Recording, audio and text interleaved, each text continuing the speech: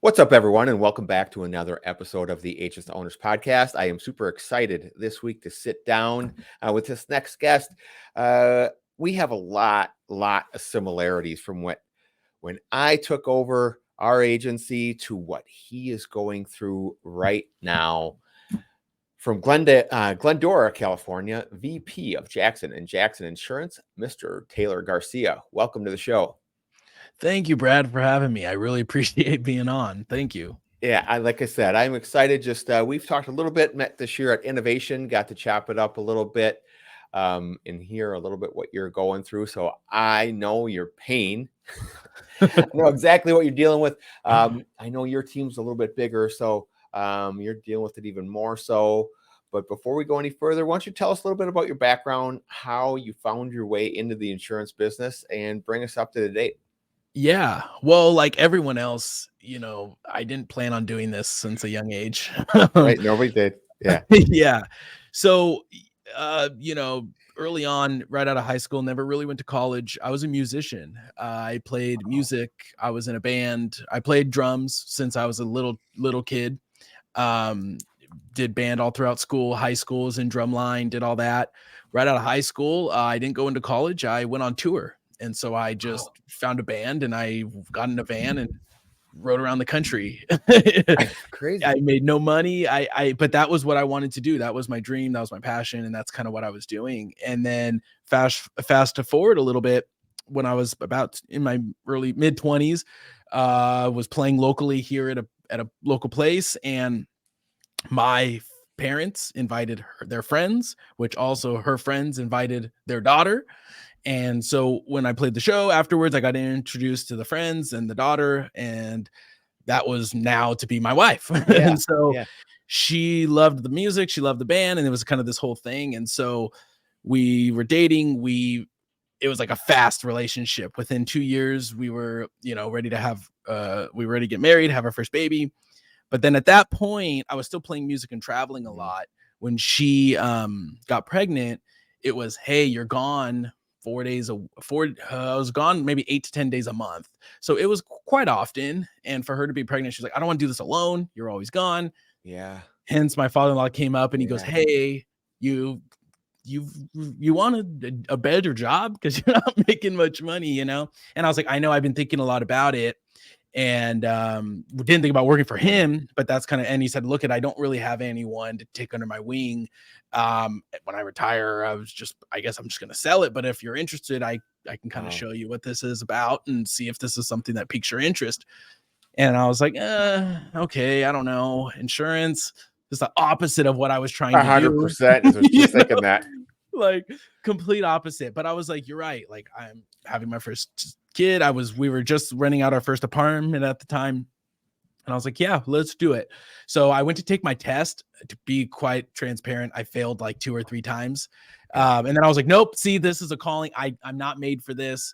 And then my father was like, just try it one more time. So that was my I failed twice. I went for my 3rd time and I passed. And he was like, third time's a charm, I was like, gosh, okay. So, and honestly, when I got in, I just kind of dove head first in it. Yeah. And I really, for whatever reason, I mean, I don't, for the lack of better terms, like half do things. I go all in on whatever I'm doing. So I really did. And he threw me into like the National Alliance stuff right away, CIC, the producer school through them, which was phenomenal. And I just kind of went. I started as a CSR. I wasn't a producer, didn't have an office. I was in a cubicle and I just did the basics. And he kind of just slowly kind of, hey, okay, you've been a CSR for a year. Now we're going to have you start selling insurance. Okay.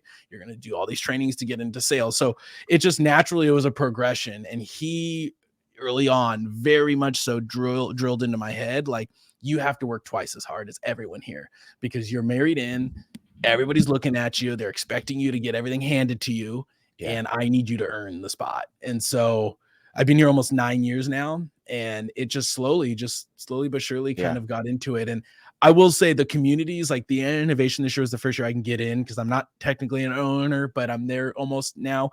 But at the time, like all the other conferences I went to and the Facebook groups and everything else, it really pushed me to be better and just to be see what else is out there instead of my 90-year-old family agency that's been Yeah. around, and to see the new ways of doing things, because our agency was fairly old school. Right. Right. Well, your father-in-law must have really believed in you. Um, here you have the rock star, that now he's saying, hey, with the idea of maybe taking over our business, and it's no small business. Right. It's not like it's 1-2 person operation going on. It's pretty big group. Yeah. Now, and that's early on, but and then for him to continue to push in you, so he must saw something in you to believe that you could do it, I unless think so. unless he was just really thinking, I got to get this kid off the road. Maybe, and he's like, I need this kid to support my daughter. I don't know. But no, he was always supportive and always pushed me, and he always, was like, wow, you're doing such a great job here. And I was doing things a little differently, which he understood, because Mm, the agency's history was his dad started it. So wow, it's, we're wow, pushing 90 years now. So when he was my age, he was like, I get it, because I was doing the same things to my dad. We need to get a typewriter. We need to get a calculator. We need to get certain things that his dad didn't have. And he's like, no, we're not spending the money on that. We're not doing that. So he understood where I was coming from, which I emphasize all the time. He was so open to all of the things I was throwing at him. Now he had to kind of reel me in a little bit, because I was yeah, trying to do too many things at once. But he was always to be like, talk to me. What ideas do you have? What do you think marketing wise? Because he knew I was creative. And so he yeah. wanted to, advertising wise, social media wise, like, what do you think? And he was always open to the conversation, which I know not everyone's fortunate of having. For sure. Can you recall? I mean, can you recall what some of those things were? I mean, going back to my example, we Mhm. didn't have a website, and this is like, this is 2006. Yeah, right. Yeah. Funny is that no Sure. website, and so lo and behold, I'm creating a website. I had no idea. I had a little help from travelers, and I think there was some sort of template. I actually did. I thought I did a pretty good job, actually. But that blew my mind, right? And actually, to come to think of it, I added on travelers. And when I was just a producer, I'm like, we need some more markets. Oh, and then he was like, oh, why don't you go do that? Sure. So Yeah. I'm adding, I do remember what some of those things were, because I can imagine you walk in and go, you know what? Wouldn't it be easier if we did it this way or tried Yeah. this? Do you remember what some of those things were that you initially thought like, hey, can we give this a try? Yeah, absolutely. Again, I kind of came in with a ton of things, but the first few were, the website was one of them. We had a website. I don't know who we had it through, but it was very just never really updated. It was just there, very Mhm. basic. My father-in-law was not the tech. He's fairly tech savvy, but never really was on board with that kind of stuff. But we had one. It was there. That was one thing I kind of pushed. And thankfully, like I said, when I got into the industry, it was early 2015. Um, that was right as I was getting into, like, I don't know if anyone's been around, but like I was into like the whole agency nation thing when that was Yeah. big, and with Ryan Hanley and all them. And so Chris from Advisory Evolved, Mhm. that was one of the first conversations I had, Oh, was with him. good And so one. I was early on to his thing, and he was like, look at what I'm doing. And I was like, well, we need a website. And he's like, yeah, we could do it. Again, that was one thing that my father-in-law was like, okay, let's do it. Yeah. Didn't question it, didn't really like, okay, cost, it was always a thing, but never really pushed it, or pushed back against it. Between the website and I think it was just the online, the social media stuff, Mm. because I was never your salesman, cold call, like, just guy like that. I never was. My brain went to, how can I get people attracted to us to call me? So my initial whole thing was, let me make content online. And before, it was actually like the video thing and all that, but I was just posting stuff, and I just started creating the social media side of things. So really, I mean, internally there were some things as well, like programs and stuff we were implementing, but I think the initial and from the get-go was, like you were saying, like the website, markets we already had. He had all the carriers I could ever Yeah. dream of, and and everything else. It was the social media, the online aspect of things, the Yeah. marketing. We didn't That's a really big do one. much of that. Yeah. Yeah. Why don't you tell me a little bit about the kind of the makeup of your team and what your role is now? Yeah, sure. So we've kind of downsized actually a little bit. Not necessarily if actually for the better a little bit recently, but so right now we have 4 producers. We have 4 1 personal lines, 3 commercial. So we have the 4 producers, then we got 2 account managers for commercial. So we have 2 commercial account managers. We got 1 personal lines account manager, and then we have a receptionist. I'm the vice president. I basically run the day-to-day operations. I do almost you name it, I do it. My father-in-law and mother-in-law are my father-in-law is fully retired. I mean, he comes in and says hi, drinks coffee, and kind of just comes by Nice. and just checks in on everything. How's everything going? He also does a lot of the finances still. For now, until I fully take over. One of the things we're doing now is he's sitting down with me on the reports and stuff. That's Mm. really the last thing of the agency that I'm not fully educated on. So he's helping me with the Wow. accounting side of things. But other than that, and then we had my wife and my mother-in-law doing accounting. That recently just changed. My wife's now a preschool teacher full time. She didn't want to be in the agency anymore. Nice. Yeah. She's like, thank you. You do this. This is your thing, not mine. So she's doing that. And then my mother-in-law is now partially retired. So she just does payroll and like HR. And then we hired a outside firm to do accounting. So yeah, so we got a fairly good sized team. Like I said, we used to have a little bit more. Our old office was a little bigger. We had 2 more producers and another account manager. We recently lost a few producers. They went off to do other things in different industries. One became a police officer. One, I think both actually became police officers actually. And then we downsized one account manager because we just didn't have enough production for all 3. So we're down a few people, but I feel like now we're running more lean, and the team we have is the culture's better. A few of those people that we lost, was kind of some friction there. So I'm really happy with who we have right now because the culture seems to be really strong. And that was one big hurdle of mine, was getting the culture up to speed, because everybody was kind of doing their own thing, fighting their own battles, and it was just like, we're not one team. We're all like individual people and businesses within the agency. And I really wanted it to come together. That's really hard to do. It was Really really hard to hard. do. It's really hard. So tell me how your role has changed. I know I've heard you talk about in the past how, I mean, you really dug in when you started. You were first one there, last one to leave, and worked your tail off and probably had some success. And that's gonna, you're going to gain some respect, from the existing group when that happens. So, now you're 8, 9 years in, and you are, slotted to be the next owner. So tell me what your role looks like now. Yeah. So there was always this struggle of whether I should be in production or not. And I still battle that in my head, just because I do like the production side of things, but I know that there's a lot of other areas in the agency that needs to be worked on. And if I'm not working on it, nobody really is, as far as process, procedures, and other things like that. So right now, what I ended up doing was I handle and I kind of pick and choose the production that I want. I do more the larger commercial, anything in 50,000 in premium and up. My accounts are kind of in that realm. And then it's only a handful.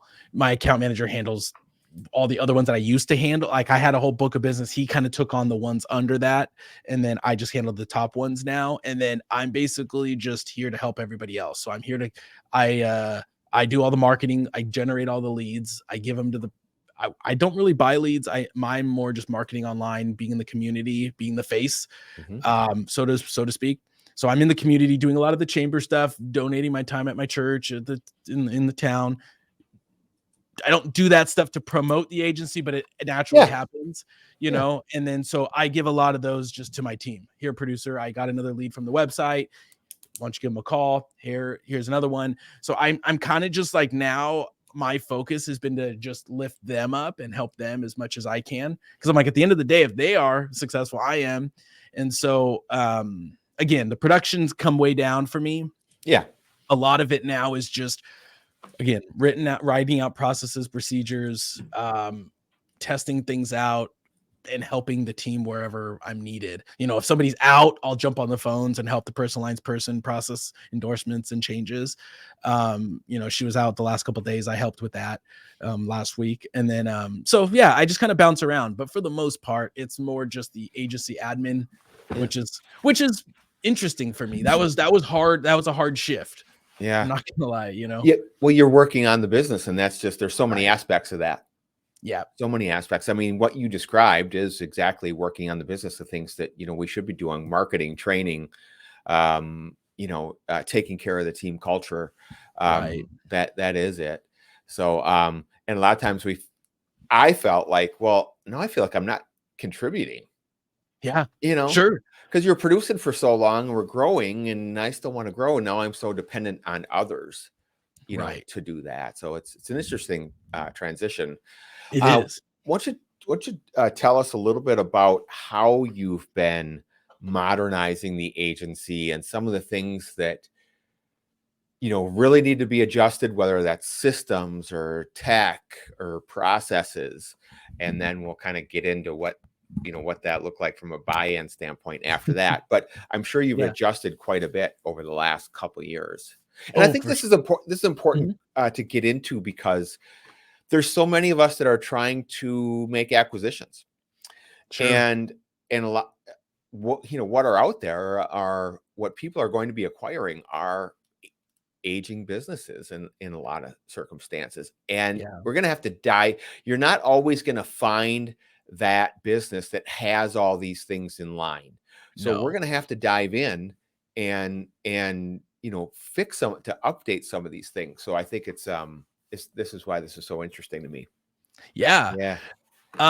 Man, it's been a struggle. So a few things like I'll say right off the bat was like of course our agency management system was probably the biggest change, which is still honestly it's been a little over 2 years now and we're still kind of struggling with it a little Mhm.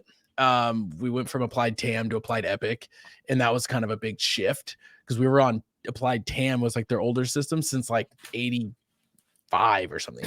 And it was just it had no automations, no nothing, no downloads, no, there was nothing really in it. It worked, and it was but everything was manual. And so um jumping up to Epic was a huge jump. I will Yeah. say we lost a person with the jump, just because she was closer to retirement age anyway, and it just she couldn't. It was too Yeah. hard. That shift, that learning shift was just too much, and so we did there. It was a little struggle. The rest of the team, there was some frustrations with it, of course. Yeah. We went through trainings. We even hired a consultant to come out and help us rebuild out the system in certain ways, and we spent a lot of money in it. But I knew that this is going to be around for a while and we could grow with it. So we were like, okay. And I didn't know, honestly, at the time, I didn't know about Hawksoft or any of these other companies. Yeah. For us, I only knew Applied because that's what we had. And I was like, oh, Right. they have a newer version. Let me upgrade it. So, what was that the best choice? I don't know. But that learning curve was big, right? Yeah. But it's been a blessing because honestly, when we hire now, if they've been in the insurance space, they may know of Epic or they've been on it. It's not so outdated. Um, as far as some of the other stuff you're gonna laugh at, like we just recently got onto like DocuSign, right? Yeah. Like we never were really on that. We were emailing stuff, expecting them to print it and scan it and email it back, and I was just like, "What are we doing?" Yeah. We never had a CRM. We never did. I Yeah. had an Excel list, and that's how I tracked my prospects and the notes and everything. And that was something we recently got onto, which was a hard shift for the producers because they're used to their scratch pads and like Yeah. notebooks. And I'm like, guys, we can't track that stuff. Like, how are we gonna I'm not gonna go through your desk and search through your notebook of 40,000 prospects like at Yeah. some point. So the CRM was kind of a big one. And then just all the little bells and whistles, right? We got Glovebox and a few other programs that have been really great. Um, but again, the buy-in is, and I know you wanted to go to that next, but Yeah. that was a little tricky. But as far as tech goes, I'm still not the most tech savvy. I will say I'm not. The automation side still kind of lacks. Um, but as far as the programs go, I feel like we're pretty up to par with where agencies should be. Yeah. Everybody's different, but that's kind of, I feel like we're pretty up to date as far as the programs we use. Yeah.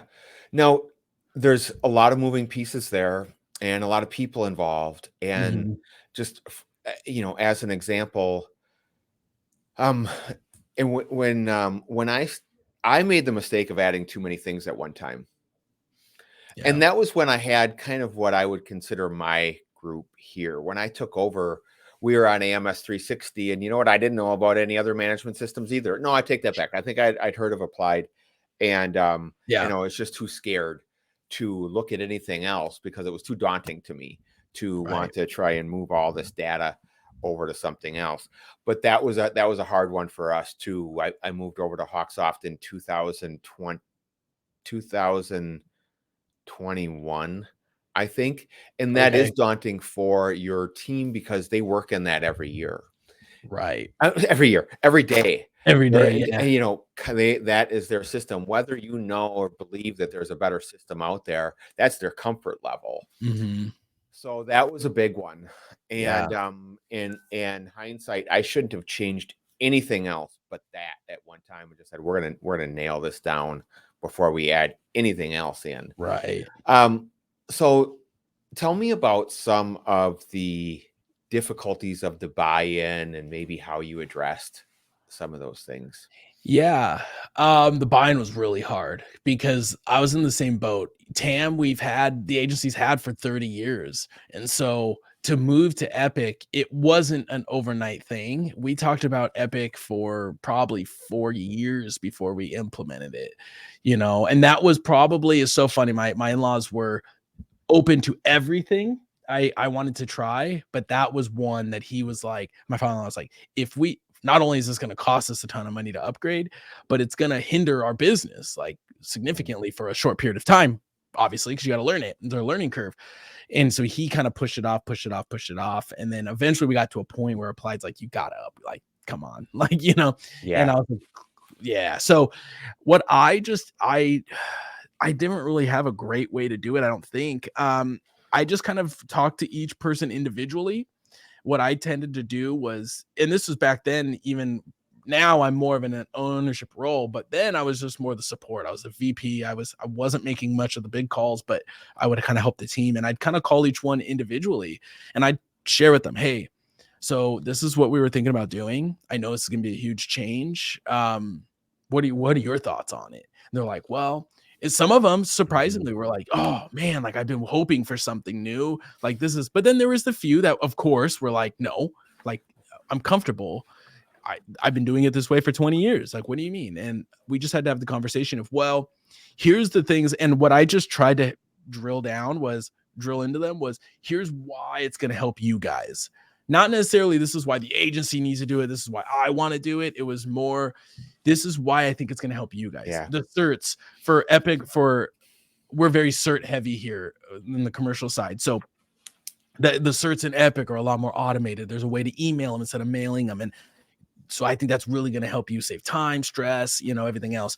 So I would really try any program I did. It was either is this a better experience for the customer? And I would always tell or our clients, like I'd tell the team that, like, even though certain things are going to be maybe one step more for us or a little more harder for us, but if it makes the client's experience better, like overall it's a win. Yeah. And then the other thing is this going to make your life easier? And I'm guilty of adding tech that did not make the team easier. Yeah.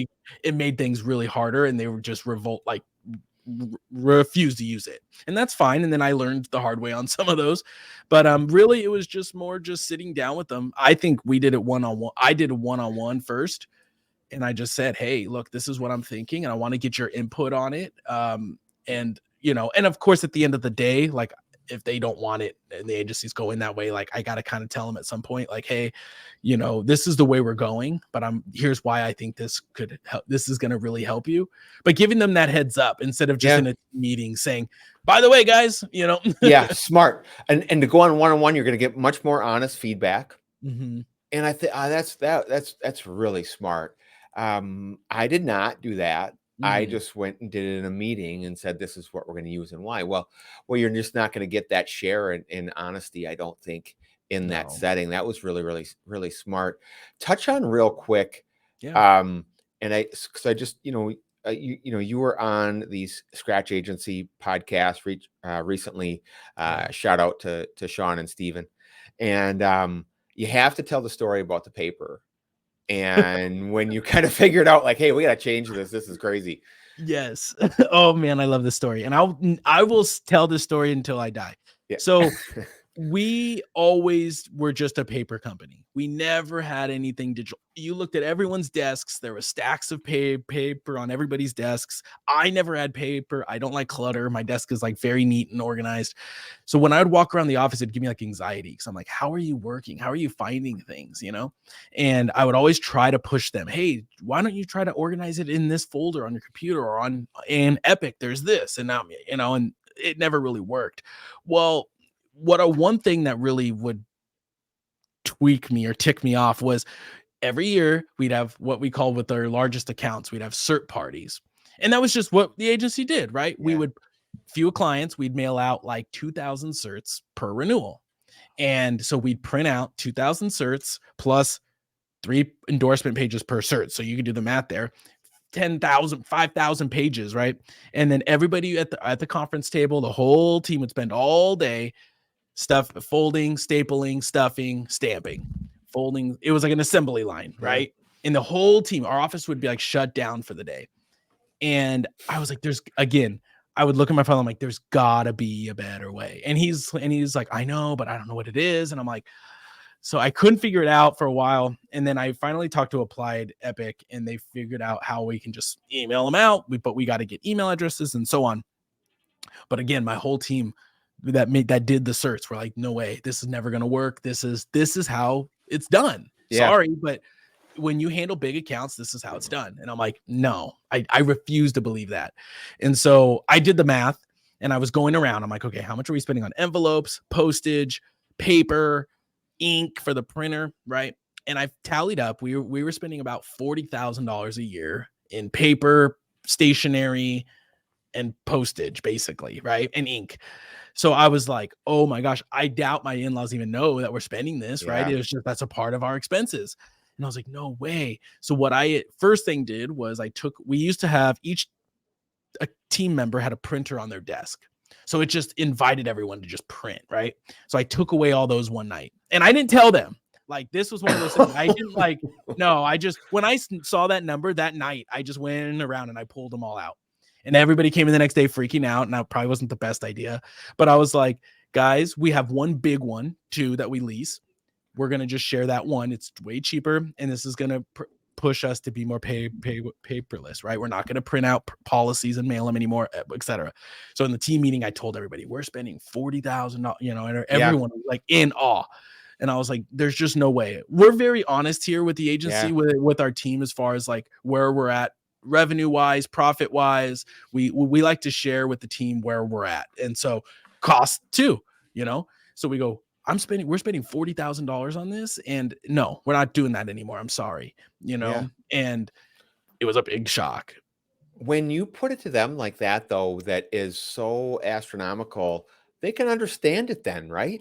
Because anybody can then relate it to their own budget and to say, I don't want to overspend on this or that. So that makes sense to them. And I think it is so important to be transparent. And I didn't do that for a long time either. Just so you can understand why I'm making some of these decisions and what revenue is, and that it's important for us to be profitable as well. We're not just, selling this product and Travelers and Nationwide makes money. It's important. We have to watch our bottom line, just like you have to watch your bottom line at home. It's the same thing. It's more relatable. Yeah, absolutely. And I did, there's some people that weren't happy, but there was, like you said, everybody kind of understood once I put it into that perspective. And I was like, we could still print. We're going to have the one, we're just going to share it, but we're going to push this. I showed them how to do email certs in Epic, and everybody was like, oh my gosh. So the people that, the few people that left that were paper heavy were the ones doing the certs. Right. And so recently I kind of took on that role of issuing certs out and stuff, and I did it in Epic. So this last year when I renewed those large accounts, everybody's like, okay, we're doing another cert party, right? And I was like, no, it's already done. I already emailed them out. And they're like, what? I was like, yeah, no. And they were like, oh my gosh. And we hired a new account manager recently, and I told him about it, and he goes, if you would have told me in the interview you were doing cert parties, I would have probably not joined your team. And he goes, Right. I wouldn't have spent the time to do that. That is absurd. And I was like, I know. And I said, Steve, you came on at the right time, because we just kind of changed a lot of that. All And right. he's Good one. like, that's insane. So yeah. It's not just the $40,000 in paper when you add in those postage Right. and the staff hours. I mean, that what an expense. I mean, that's like a Yeah. small Hyundai or another CSR Totally. or And something. then, yeah, and then you think about it, production stopped and halted for a day because we had to do Yeah, that. The crazy. whole team's doing it. So yeah, it was a big thing. And that was one thing that my father-in-law, I think that was initially right as the start of him saying, "Oh, Taylor's thinking like an owner now, not Yeah, necessarily just like a producer." Because he didn't tell me to look up numbers for right, this. I did. And right. I called the postage company. I called the paper company who we order the envelopes from. How much have we spent in envelopes for the year? And I got all those numbers and I did the math myself. And he was like, "You did that?" And I was like, Yeah. "Yeah, because no, like I know we're overspending in that area. So Let's talk a little bit about you being the leader and did you feel like you got much resistance from the existing team as you evolved into the leadership role? Even though I'm sure most of the group, was aware that was the plan, but how did sure. you transition into that leadership role that now Taylor's making the decisions? Yeah. It's funny. I was just talking about this with my father-in-law because I think I'm the youngest person in my Yeah, office. yeah, yeah, Like, and it's hard because some yeah, people have been doing this almost the amount of time I've been alive, yeah, and so I had to tread lightly with it. Uh, I will give my father-in-law a lot of the kudos because I think he gradually put me into that position, and he slowly said, "Okay, Taylor's now in charge of IT." Okay, so then it was like little things here and there that weren't yeah, like a sudden shift, and then over time it just became, well, I'm just gonna ask Taylor because Taylor knows it, yeah, right? And yeah, there was no real big announcement until my father-in-law decided to retire, and it was, okay, my mother-in-law is going to be president and Taylor's going to be vice president. So if you need anything operational, go to Taylor. If you need anything accounting, HR, go to Monique. And I'm just here for moral support and the yeah, wisdom. And he just kind of slowly delegated things off and off and off to where I don't think the team, it eventually got to a point where they just did it. It was like a yeah, smooth, and I give him, like I said, I give him all the kudos for that because it was a very smooth transition. And now at this point, and I talked to the team about it early on, and I was like, "Hey, this is what this is where it's going, and I hope you're on board." And I always use the term with the team, you're on our bus. Like this is where the yeah, bus is going, and I want you to have a seat on this bus, but like I need you to be on the bus, not like against it, you know.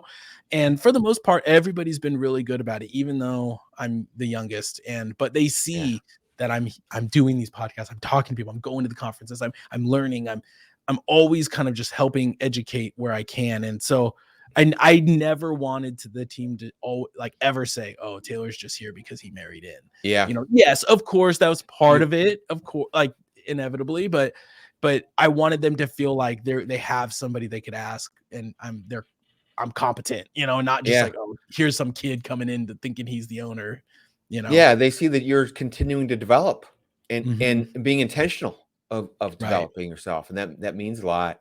With that, where now that you're the leader of this team, where do you feel like you could use some improvement Yeah. in the leadership role? I was just talking to a peer, Brett Young, about this because he's really good with like culture and team stuff. And I think the one area that I'm still trying to learn is like running intentional meetings. I think meetings for me have always been hard because Mhm. I've always been like, what is the outcome I want of this meeting, and not just feel like I'm wasting everyone's time. Because I always go into a meeting, I'm like, so how's everybody doing? And they're like, Taylor, I don't, we see you all day. Like, Yeah, and so I just always I'm still trying to make sure even the sales meetings I have with the producers, like each week, like they walk out of there being like, dang, I learned something, or that really helped me, versus just, this is a waste of time. Like Taylor just doing this because he wants to see my numbers. And, in that area, I'm still really, like I had a long call with Brett, and I'm trying to find other leaders that are doing certain things like that run a good sales team or something, that I'm like, how do you do that? Because I feel like sometimes I'm like herding cats. You know what I mean? Like, nope, come on, nope, come along, and it's just that part's hard, and it's just, yeah. So something I've done, which, I heard you just talk about this with your video strategy, is that, you have this notepad that sits next to you, and you'll hear a question or whatever it is, and write that down like, oh, I can use that. Yeah. I basically done that for my meetings, where Oh. something will catch my attention, or something that happened, some sort of process, or maybe just circumstance that happened, and I'll make sure and write that down to address that, and just to circle back and make sure that we are on the same page. I've also learned that it doesn't hurt just because you discussed something 3 months ago, doesn't mean it was heard by everybody. And I learned that you have to continuously repeat yourself. And 6 people might have heard it, but 3 people didn't. And I love that. yeah, and it's, that is a necessity. And otherwise, so those have been some of the biggest things, including something that I just heard last week. We're going through this kind of a troubled client, and it just reminded me of how clear we have to be with our communication, which means, look, this vehicle is not covered right now. You want to put it on a personal policy, it can't be covered on a personal policy. It's in a commercial name. And just a reminder to our group of how important clear communication is. Yep. Or it can be as simple as document. It's so yeah, that's a process that I have of just jotting it down. Otherwise I'll forget. If I don't jot it down, I'll forget. Right. And I use most, Google Docs, for most things. And so I usually have a doc open for me to jot something down so it's fresh in my mind. Because if 2 hours goes by, I'll forget it and it's gone. Yeah, right. So, and I've always said I agree with you. I don't want to meet just to meet. I don't want to meet just because we should have a meeting. Right. And I struggled with that a little bit too. So, and other things that I've done is just, even it can be some just a little training piece can take up a good portion of the meeting. But yeah, and one thing Brett told me, which was phenomenal, he gave me a few things, and he goes, what and I wrote them down here, but a lot of it was, he said, you have to know going in what you want the outcome to be. So it's like in a sales, in like a sales meeting, are you wanting them to know you need them to make more cold calls? Then let's plan the meeting around that, or, whatever it is, but go in with like a strict topic, not just necessarily how's everything going, but like a specific thing. And then the other part, which I loved, was he goes, and I don't want to reference him too much, but he really showed a lot to me he taught a lot to me, was the power of third party, which I never thought about, which he said basically, and he goes, Taylor, it's funny. He said this, he goes, your team's never going to fully respect you because they know you. They know Taylor. They know you as Taylor. They know you as your family. You could tell them till you're blue in the face, but if you bring somebody else in that does a really good job at that into your sales call, you bring in Brad, you bring in Billy Wagner, you bring in somebody else that's really good to do a 10, 12 minute, 15-minute talk to your sales team, they could say the exact same thing you said. Correct. But they're going to be like, oh, that's, oh man. And he goes, then it allows you to be the messenger and not the message. And you could hype up the person coming in, and then they're going to receive it a lot better. And that's one thing I'm starting to try to implement a little more, just because I want the sales team. I think I'm really motivated because I talk to guys like you, Brad, and I talk to other people that are really doing well. But I think the team only sees me and they see where we're at. So for me to explain to where I want to be, it's hard, and that's where I'm like, I have all these ambitions and goals to be a much bigger, but it's hard for me to portray that to my team. Yeah. You know what I mean? Yeah, it's hard for me to vocalize it. That's just like, that's like your parents saying the same message over and over, and they Absolutely. don't hear it. It comes out of someone else's mouth, and that's a brilliant idea. We need to do that. It's just Right. it's just how it is, right? Yeah. It's just a different voice. I love Sure. that. I love Yeah. that. Yeah, Yeah. that was something to me. I was like, "Wow." And he's like, "So find some people on LinkedIn that are really good that you follow and have them try to come in and talk to your team." Because he was like, "I do that once a month and it really makes an impact for my team." Because he goes, "I could tell them the same thing and they don't Mhm. listen to me." And I was like, "Wow." I said, "Yeah, sometimes that's hard, you know." So yeah, so that's one area that I'm still learning as far as like just and again, building the culture and making the team feel like we're united. That's one area that I just keep constantly working on. And it's getting there. It's getting better. I talk to Sean and Steven a lot and some other peers, and they see where I started to where we're at now. And it's like I'm turning those stones every now and then. I'm tackling those battles. Yeah, and isn't that great to do? How you just mentioned, sometimes you feel like you're not making any progress, or it's Mm-hmm. so slow. But then when you look back a month, a quarter, a year, and see Yeah. all the things that we've changed and see how far we've come, Yeah. it's that's when you can realize, yeah, we're moving here. We're doing some good things. Yeah. So I think Maybe it's daily you don't see it, but no, yeah, or feel it. yeah, yeah. I What love would that. you say out of this entire process of taking over the agency? What have been your biggest challenges? Would you say? Um, I think navigating the family aspect Yeah. of Ooh, the relationships because it is a touchy subject sometimes, you know? yeah. So navigating whether it was my marriage because my wife worked here and it was navigating me being son-in-law to my in-laws, going home to dinner and not being like talking about work, you know, Mm, having those hard conversations, that was always for me, and I talk about it a lot on my social media and stuff about having hard conversations because I've had to have a lot with them, whether it's something that I feel very strongly about doing and they don't. And I'm like, look, we need to either like squash this or talk about it or discuss this. And and it's only gotten me to where I am now.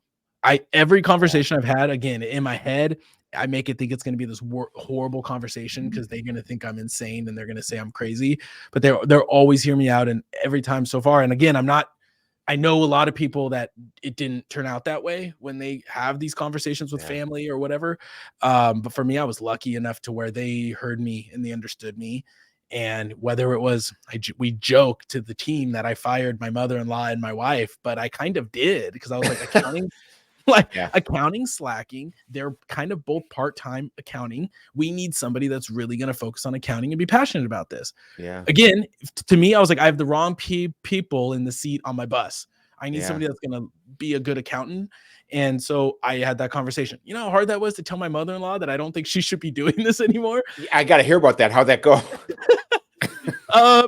Like I said earlier before we recorded, my wife thanked me because we talked about this. Yeah. She wasn't as a surprise. My mother, I had no idea. And Oh, I talked to my father-in-law first because I said he was frustrated also with the accounting stuff. And I was like, hey, this is what I'm proposing. And he's like, and that was hard enough because I knew he was either going to say like, F you, that's my wife. And I'm like, that's also my wife. So like, but yeah. we talked about it and he goes, I agree. Like, and so he joked and we joke about this and he goes, you fire your wife, I'll fire mine. And I Okay. was like, Deal. oh, that's fair. That's fair. So he ended up telling her at lunch one day and we came back and we talked about it and she was totally blindsided by it. And it was hard Mhm. for her in the moment because she's like, oh, like I'm kind of being like forced into retirement a little bit. But I was like, I'm treading lightly here. I'm not trying to be ego saying you're no longer here. I just think as an owner, maybe you're not here doing the day to day, blah, blah, blah, um, you're going to delegate this part of your job out. I tried to word it nicely, but it ended up working out great. She was very happy. She was relieved because she didn't fully understand the accounting anyway. So she was stressed out a lot about it. So ultimately, after that hard conversation, it worked. Everybody was happy. My father-in-law was happy because we're getting the accounting we needed done. So was I. My wife was happy she could be a teacher now. My mother-in-law's like, great. I don't have to come into the office every day now. Like it ended up being a really good thing for the family sense because now Yeah. my mother-in-law, my wife can just be mother and daughter and not boss and employee. And it just overall, all areas of it with that decision, which was the most recent one, um, it helped not only the family, but helped the agency for sure. So no hard feelings with the mother-in-law that you No, know of. Oh, thankfully, that's no. good. Good. No, It's huge because it could she have been. suddenly throws it out there, but, "Oh, Taylor fired me," and I'm like, "No, no, please give us some context because, Yeah. you know, that's not just what happened," you know? But, yeah, And that's very fortunate because that could have festered for years, Mhm. with And so some of those conversations, it built frustration in me because I'm sitting here going, I need accounting here. Why aren't they here all day? So I was getting frustrated, but not vocalizing it. And then all of a sudden, I know me, and it's going to just blow up into this big thing. So I was like, I got to get this out here and I got to share. And I think that's one thing, even with producers, I've had frustrations with, but I wasn't doing a good job vocalizing it to them as I was frustrated. Mm. So it would kind of fester and build. And then it would kind of turn into this big thing. And so I think now, like you were saying earlier, clear communication is really important, whether it's Yeah. family or not. But I think that's probably the biggest struggle was navigating that. And I talk about it on LinkedIn and stuff about navigating the family business side of things, because between the business and the family, it's It's really hard. hard to Oh, put all those different hats on, yeah, that's really hard. All right, we're gonna kind of get off Taylor for a second, and Sure. there's I know you've talked a little bit about your niche markets, so I Mhm. want to kind of get into what your niche markets are and how, like, specifically tactically you are going after these markets. Yeah. So we've always been generalists Yeah. here. I've always wanted a niche and I never could find it. We have a producer in here that only does one specific thing and he does very well at it. And I was always very envious of it. So recently, kind of what we did was I kind of came up to, we were writing a lot of auto garages. And I was like, how could I attract these in the way I do best? Marketing. So I started making content in, again, appeal to garage owners, mechanics in the best way I can. It's not in a suit and tie, it's in a t-shirt and a hat and sunglasses outside. So Yeah. I was making content in my garage. I was making content outside. I was talking like very more casual. I was trying to appeal to them. Um, Yeah. so I started a website, Mm. insureyourgarage.com. I just went all in with that. Within the first couple of weeks, I was getting leads and I was like, it's working. I don't know what I, When let's get really granular. When sure. when when you say you were making content, Yeah. which is, I know you're specific to that, to garages. What, was it YouTube? Was it Instagram?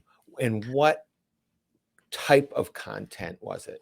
Yeah. A little bit of both. So it was mainly so I was doing Instagram, Facebook, and YouTube.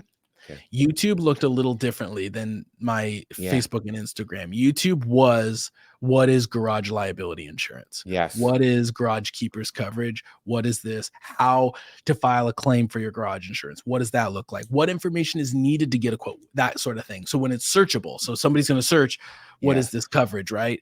The best insurance companies for garage coverage, whatever it was. So YouTube was very much insurance type of content. On the flip side, my Instagram was sort of like that as well, but it was a little more of just casually talking about it, right? Again, I had a notepad. Every time a garage owner would ask me a question or I'd get a question, I'd kind of bring it up. But it was less this long rant about insurance. It was just like, hey, did you know right now Nationwide is blah blah blah blah blah for your garage insurance? If you didn't know, here's how to find it or whatever it was. And it was just little short, quick videos on garages or garage insurance. I've now kind of expanded it a little bit from outside of just insurance talk to more garage in general. I'm interested into like interviewing garage owners about certain things, Mm. not about insurance or not about their business, but I got one idea of like asking them what was your favorite car you've owned? How fast Mm. have you ever gone in a car? Things like that, to where maybe it'll appeal to other garage owners to watch. Not necessarily tell me about your business, but Yeah. like just little questions. But really that's kind of how I started. And then it was the YouTube. And then what I do is I'd write a blog article with it. So I'd transcribe the video I made into a blog and I'd attach the blog in there, and the blog and the video and on the website. And that's really kind of how I was doing it. And it sounds very simple. It's just the consistency has to be there. I was doing at least 2 a week, and I just wouldn't stop. And then Yeah. it just slowly over time built. And then I had a landing page made, and I kind of just converted it that to be its own little like thing, so yeah, that's kind of how I've been doing it. So how are they? So you are getting leads, it sounds like, Mhm. directly from, even though you're not making what is considered a, maybe a paid ad on YouTube Right. where you're saying, hey, click this button to get a quote. You're getting real organic leads from you generating content of their interest. So then you have that landing page as a link under your, YouTube, um, video, or how are they getting to you? Is it just phone calls or? Yeah, so I have like on the description of the YouTube video, it'll say, "Hey, for garage shirts quote Yeah. or for more information, reach out to me here," and I'll link the landing page, which has a video on the home screen dedicated to them, all about garage owners, very branded specifically to them, talking to them specifically. Um, And then a lot of them are filling out the form. That's how I've been mainly getting them. Yeah. Every now and then I'll get some calling, Yeah. but a lot of them are just filling out the form. And then it was just understanding how they want to be contacted. So I learned the hard way the first like 10 leads that I was just emailing them or like reaching out to them via email. And then I was finding that a lot of them weren't getting back to me. And then I started to call them instead when they'd fill out the form, and they'd always answer, and they wanted to be doing things that way. Mm. And I just noticed they're not super tech savvy guys. They're more Right. blue collar, boots on the ground kind of guys. So I was like, I got to be short, sweet, to the point. I got to call them.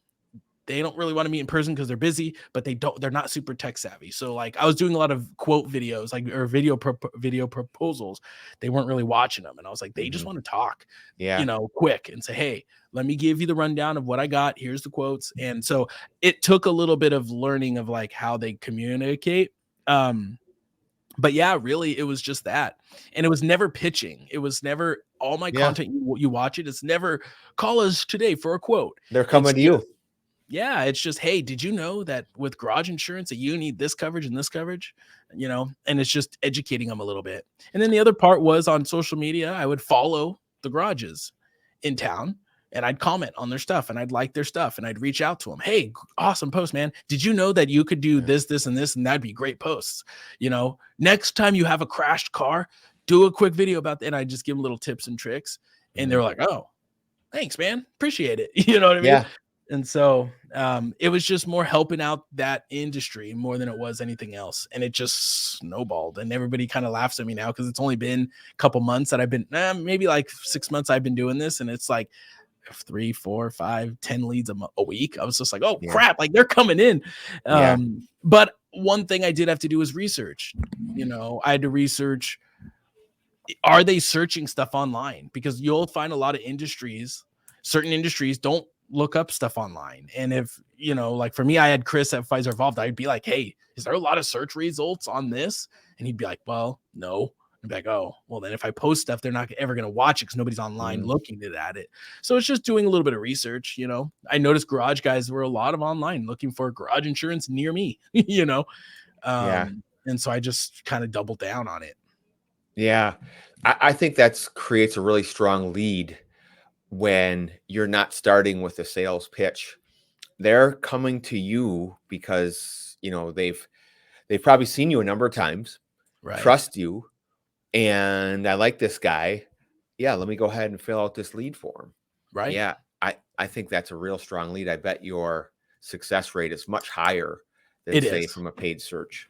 Totally, Yeah. totally. It is. And they're like, hey, I heard you're the guy. And I'm like, yeah, sure.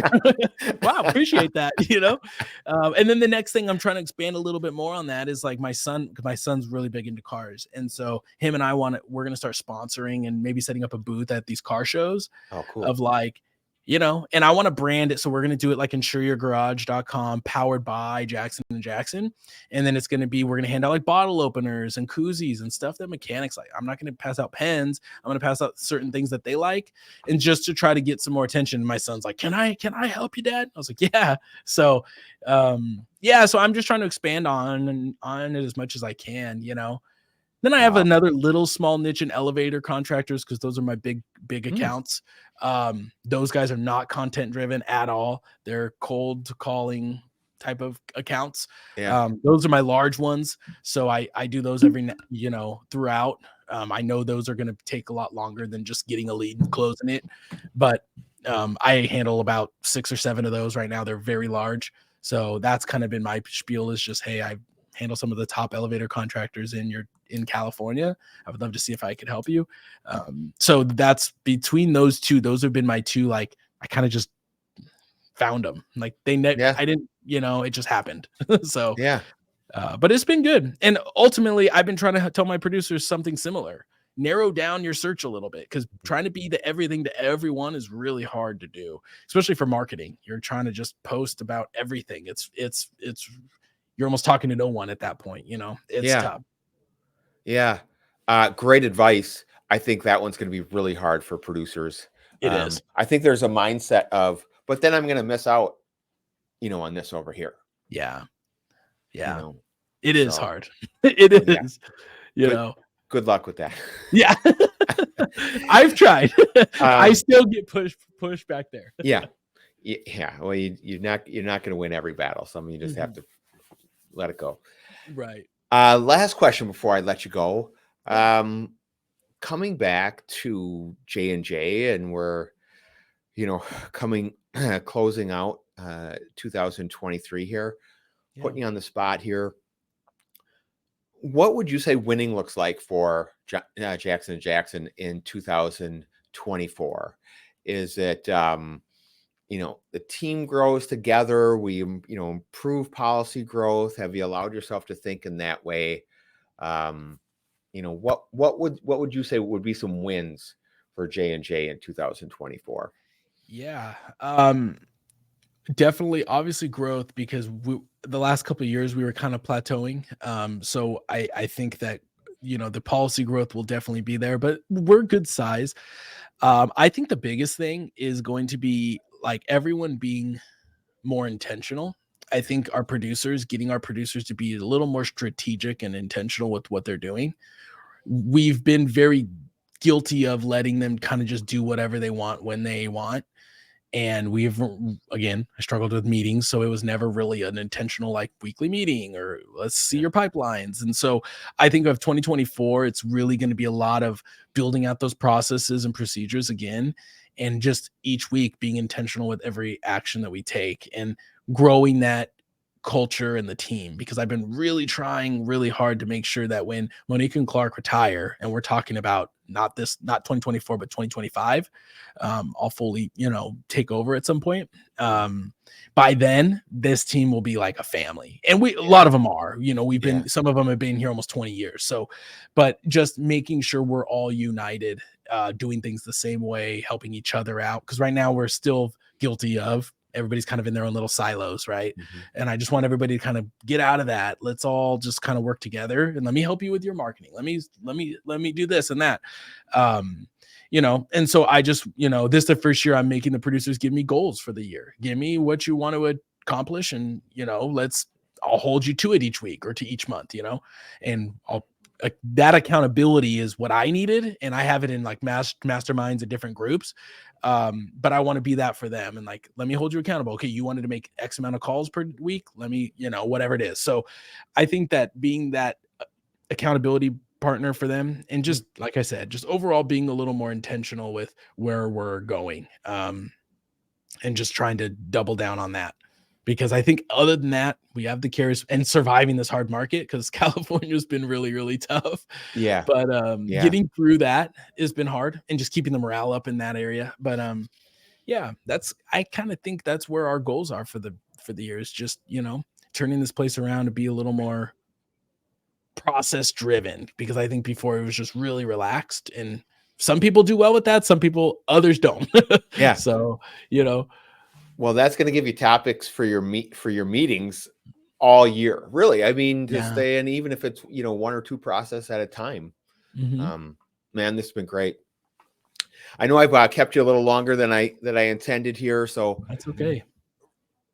Really enjoyed hearing your story. It's a great story. and where you're going, and excited to stay connected in the future. Likewise. For sure. Everyone else, thank you for listening to another episode of the Agents to Owners podcast. We'll see you next week.